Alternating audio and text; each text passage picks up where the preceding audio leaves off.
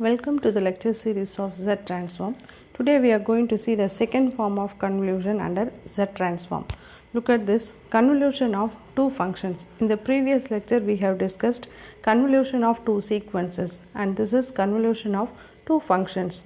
The convolution of two functions f of t and g of t is defined as f of t star g of t, which is equal to sigma r equal to 0 to n f of rt g of n minus rt, where capital T is the sampling period. So this is the definition for convolution of two functions.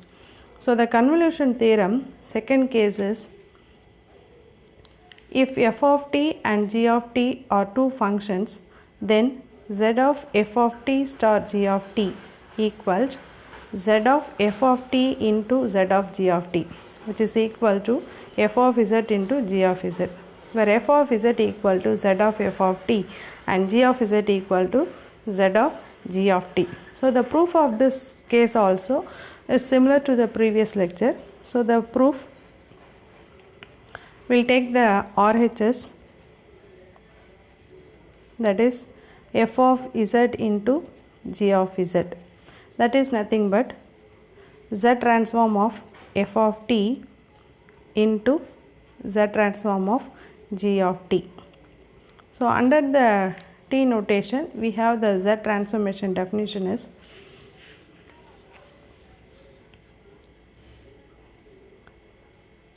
sigma n equal to 0 to infinity f of n capital T into z power minus n.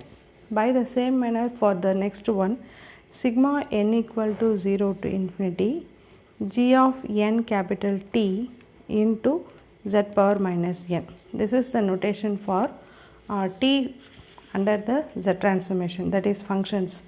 Z transformation for functions, this is the definition, f of nt into z power minus n and g of nt into z power minus n. Here the capital T is the sampling period. So here also n takes the value from 0 to infinity. So now we are going to give the values for n. First value of n is 0. So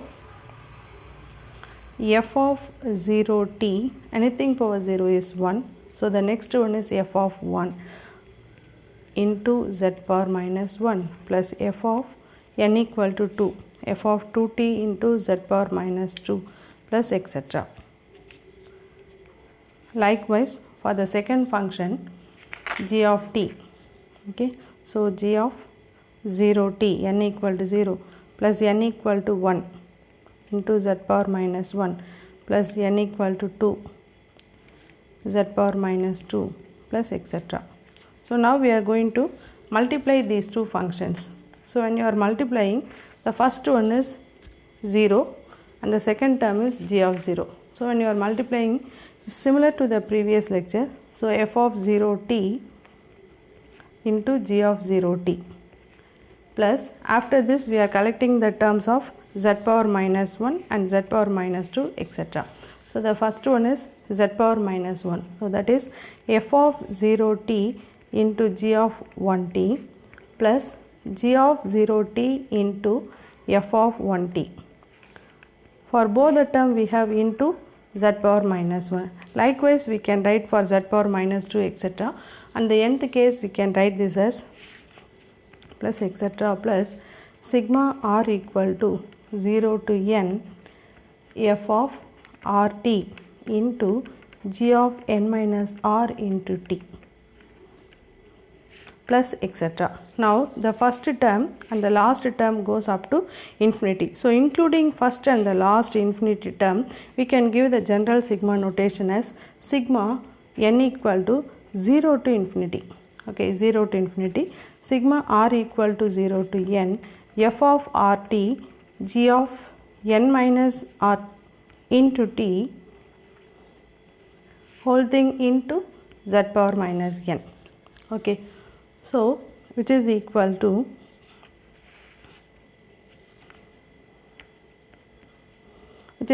now look at this, sigma r equal to 0 to n f of rt into g of n minus r into t, that is nothing but convolution of two functions. So which is equal to sigma n equal to 0 to infinity. Instead of this we are writing f of t star g of t, because this is the definition for convolution of two functions into what? Into z power minus n. So which is equal to, now look at this, sigma n equal to 0 to infinity, some function into z power minus n, some sequence into z power, that is nothing but what? Is nothing but z transformation definition. So that is nothing but z of f of t star g of t. So this is nothing but what? This is nothing but our LHS of the statement.